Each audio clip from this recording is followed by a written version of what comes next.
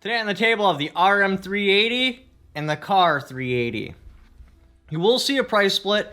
Right now this one is no longer on sale and this one is on sale.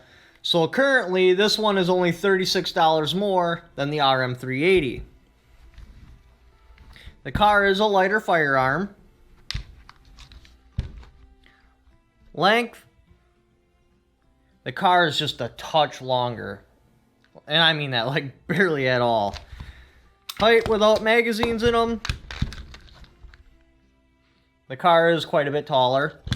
Now the Car's frame is actually slimmer than the RM380, but because this big honking button's on there, the Car is a fatter firearm. Capacity, the Car does have an extra round. You're looking at 7+1. The RM380, 6+1. The RM380 with the pinky extended mag in there, you do get a full grip.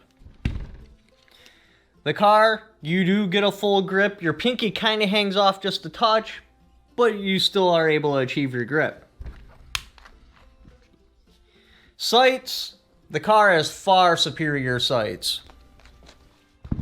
Magazine going in and out, RM380, very nice. It does also have an ambi button. You can hit it from either side.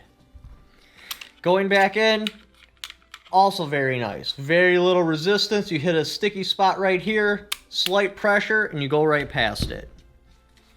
Car, button smaller, a little bit harder to hit, but it's still very doable. Mag going in, gets sticky. Pretty similar to the RM380. I think the RM380 is just a touch better, but it's very hard to tell.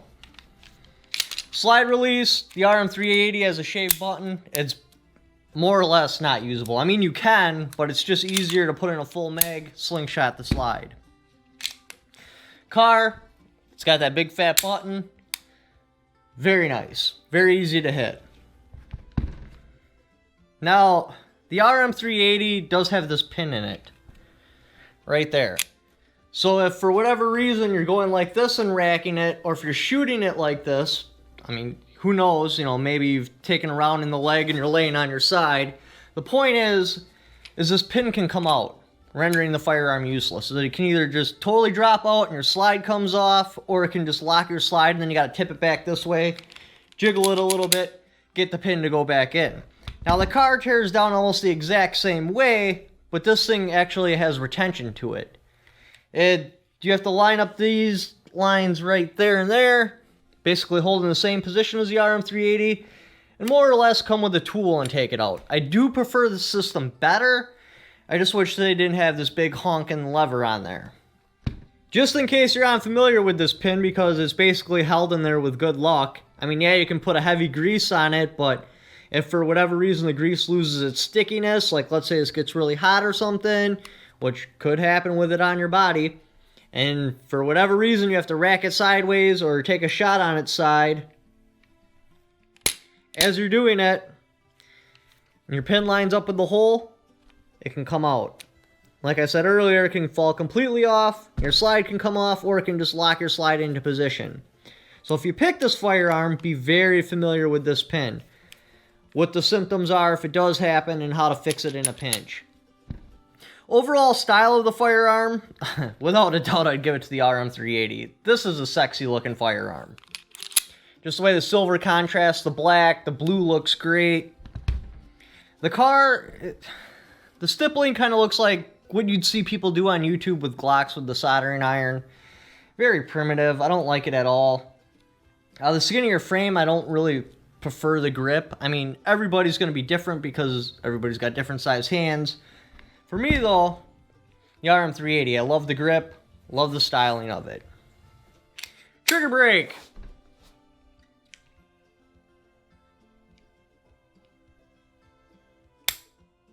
Brake's pretty clean. It's very long though. Now the Car's not second strike capable. Here's your reset. Pretty long as well. The RM380,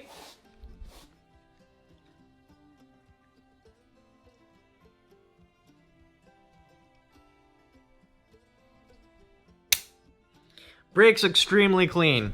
Here's your reset.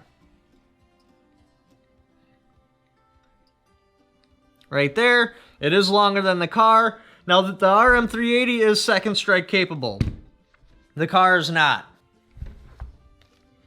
Now, the slide racking back, the car is tough. This is a very heavy slide to rack. RM380, very easy to rack. Maybe a third of the force that I have to put on this would take to rack this. This is like 3 times harder to rack. Now, when you purchase the Firearms with the car, you're going to get a cardboard box, an owner's manual. With the RM380, you get trigger lock. Well, the car you get one too, but it's a stupid lock. Looks like that, and there's a screw that goes through it, really retarded. You get your owner's manual, trigger lock. You get 2 magazines. They're both 6 round. You get your pinky extended magazine and your flush magazine. So if you want, you can run the RM380 a little bit smaller. Now, what would I pick? The car or the RM380? Honestly, I've never been convinced that the RM380 is worth the cost they attach to this. It just feels almost like cheaply built. So without a doubt, I'd pick the RM380. I like the way it looks. I mean, yes, this pin is a problem. You could probably put like a rubber grommet or something in there and prevent it from coming out. And it would benefit from, you know, like a hardcore personal trainer and lose a couple of ounces. 25! Tubby, don't you die on me. 26! Tubby.